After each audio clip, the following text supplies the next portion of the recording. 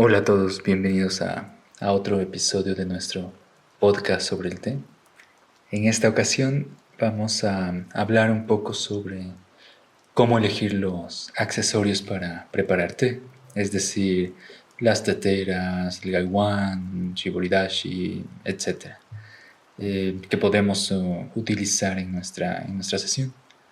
Todo lo que explicaré a continuación sobre estos accesorios es una observación que ha nacido por medio de la experiencia y la apreciación a ciertos detalles dentro del camino que he recorrido hasta ahora con el té. Al momento de preparar nuestra sesión de té, es importante poner atención a los accesorios que vamos a utilizar. No desde una cuestión de vanidad personal, sino para obtener una fluidez y comodidad en cada movimiento que realicemos. Esto significa que no debemos presumir los accesorios que no son acordes a la sesión, porque tal vez esos accesorios pueden resultar o crear cierta incomodidad o atraer pensamientos que pueden llegar a desestabilizar nuestra sesión de té. Lo primero que vamos a considerar antes de elegir qué objeto vamos a utilizar va a ser el tipo de té.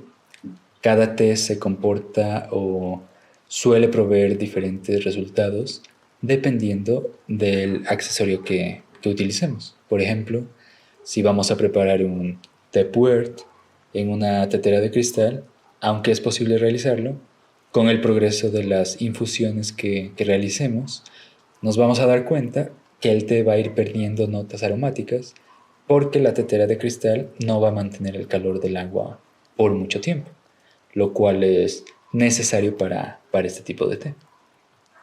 Eso quiere decir que debemos enfocarnos en el material y cada material nos dará diferentes resultados.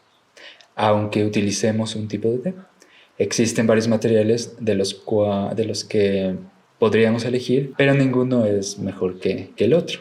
Solo tienen diferentes ventajas sobre algunos tés. Por ejemplo, tenemos las teteras de metal que suelen utilizarse para preparar tés fuertes, especialmente porque si preparamos un té delicado, eh, por cómo se va a expandir el calor en el cuerpo de la tetera, podría llegar a quemar el té con este tipo de material. Lo mismo suele pasar con las teteras de hierro fundido, aunque con este tipo de objetos hay que tener cuidado, ya que si no están bien fabricadas se pueden llegar a oxidar. Originalmente, este tipo de teteras se utilizan más para calentar el agua, como lo podemos ver en los furos que se utilizan en la ceremonia del Chanoyu. Por otro lado, tenemos las teteras de cristal que soportan cambios bruscos de temperatura y es posible preparar cualquier tipo de té en ellas.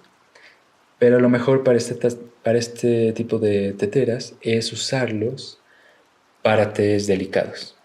Tal vez un té blanco o un té verde, por la única razón de que no logran retener el calor del agua lo suficiente para expandir el abanico de notas aromáticas de los tés que requieran una mayor temperatura. Por último, tenemos las teteras de porcelana y cerámica. Este es un material que llega a retener más calor que el cristal y se recomienda para cualquier tipo de té. También es importante mencionar que existen las teteras que llegan a tener un cuerpo interno poroso y que dependiendo del porcentaje de absorción del barro, como las teteras Yesin, pueden llegar a absorber los aceites aromáticos de los diferentes tés que preparemos. Y es por ello que si llegan a tener una tetera con este tipo de habilidad o capacidad, es mejor utilizarlo para una sola familia de té. Es decir, una tetera para tés verdes, otra tetera para tés negros, etc. Una vez que decidamos el material, debemos ver el tamaño de la tetera que queremos. Como ya saben, la mesa de té ha evolucionado y se ha adaptado a los diferentes cambios culturales de cada país. Eso resulta que hayan nacido prácticamente dos métodos que se hayan o que se han popularizado por todo el mundo. El primero, y el que más conocemos en Occidente, es el que nace en Europa, donde se utilizan teteras y tazas de gran tamaño, las cuales son recomendables para fiestas de té o para compartir un gran número de tazas con mucha gente, donde el té es una celebración donde el té pierde protagonismo, ya que durante esas celebraciones el té llega como un acompañante y no como el personaje principal de la reunión.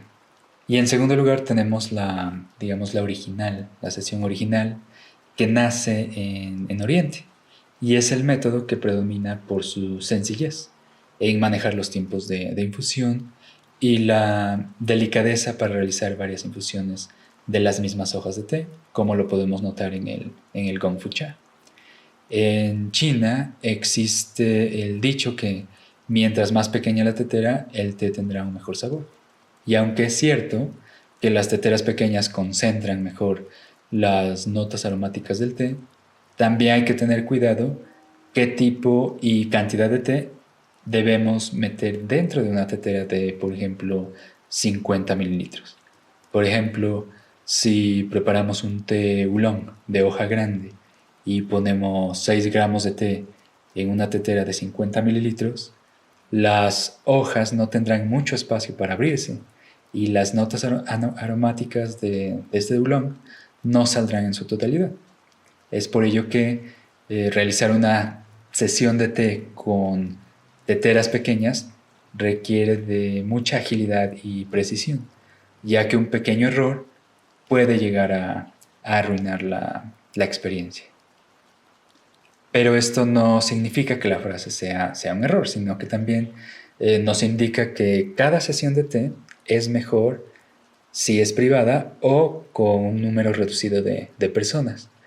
Y desde ese punto de vista tiene cierta razón, ya que si hacemos una fiesta de té con mucha gente, el té no estará en el centro de atención, sino que estaremos conviviendo más con las personas a nuestro alrededor. Es por ello que el tamaño importa mucho. Y por último tenemos la forma. La forma de la tetera también afectará cómo vamos a disfrutar nuestra sesión de té o la experiencia del té. Porque si compramos una tetera que sea incómoda para nuestras manos o sea muy pesada, desde un punto de vista de tamaño, sería peligroso a la hora de servir el té. Así que debemos evitar comprar una tetera que no sea cómoda y que sea o que resulte segura para nuestras sesiones, para nosotros y para los invitados. Dentro de las formas existen varias opciones de las cuales nosotros podríamos elegir. La primera, que sería la tetera japonesa o también conocida popularmente como el kyuso. Y las teteras kyuso tienen obviamente el origen en Japón, se caracterizan por tener el asa en la parte lateral del cuerpo y no en la parte de atrás donde comúnmente se alinea el pico de la tetera con el asa.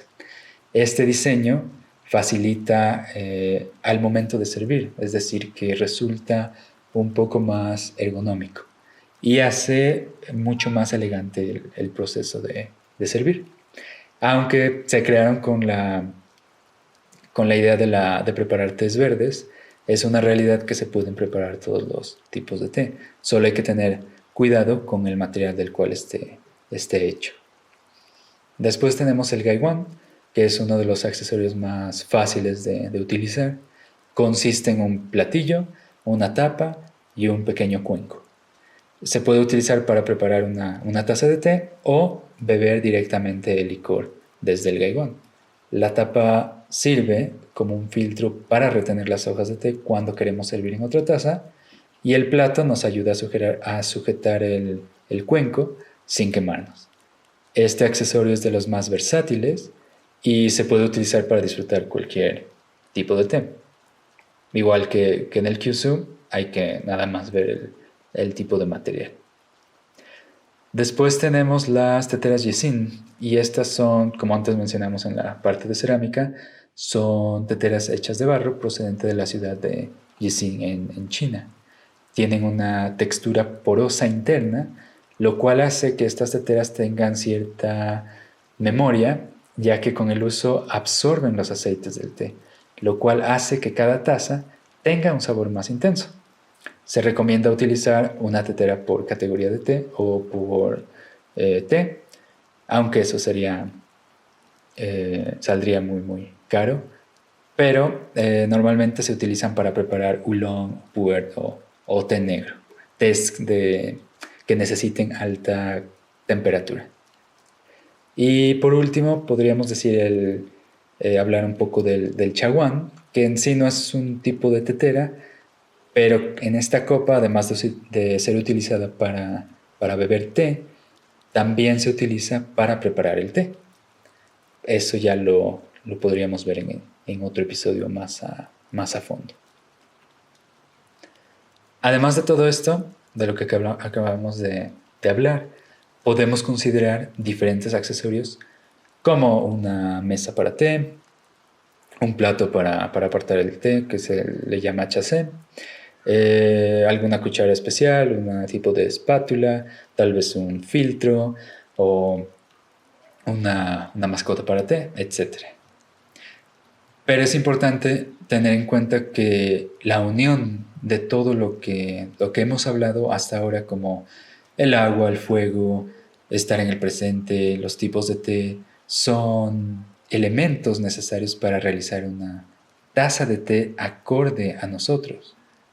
Pero no significa que todos los accesorios antes mencionados sean demasiado importantes. De hecho, cada uno de los accesorios puede llegar a ser un obstáculo para la preparación de la taza de té. El hecho de intentar presumir o sentirnos con cierta superioridad porque poseemos las mejores teteras o el mejor té mata completamente la razón primordial del espíritu del té y nos encierra en nuestra burbuja egoísta, la cual nos puede matar lentamente. Elegir un accesorio es un proceso simple que debe corresponder a hacernos sentir cómodos y sencillos.